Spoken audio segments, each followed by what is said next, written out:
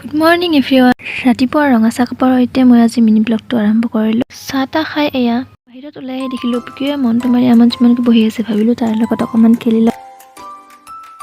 এনেতে মোৰ মনলৈ এটা আইডিয়া আহিল। ঘৰতে কিছুমান অলাগতিয়াল বটল পৰি আছিল। সেই বটলসমূহ এনেই পেলাই দিয়াতকৈ ভাবিলোঁ কিছুমান বস্তু তৈয়াৰ কৰিব পৰা যায়। চাই লওক কি বস্তু বনাই আছোঁ। এয়া বটলবোৰ একগোট কৰি লৈ মই এয়া প্লাষ্টিকবোৰ আঁতৰাই লৈছোঁ। তাৰপিছত মই বটলটো দুভাগ কৰি লৈছোঁ। তাৰপিছত বটলকেইটা তেনেকৈ কালাৰ দি মই ৰ'দত শুকাবলৈ দিলোঁ।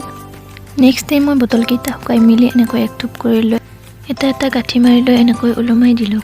আপোনালোকে চাগে নিশ্চয় ধৰিব পাৰিছে মই কি বনাইছোঁ। হয়, মই মানি প্লেণ্ট বটল হেংগিং এটা বনাই আছোঁ।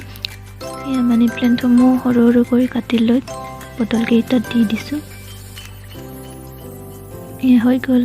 কেনেকুৱা হৈছে জনাবচোন দেই। আপোনালোকৰ ঘৰতো যদি এনেকুৱা বটলসমূহ এনেই পৰি আছে এনেকৈ বনাবলৈ ট্ৰাই কৰিবচোন। আজিলৈ বাই বাই।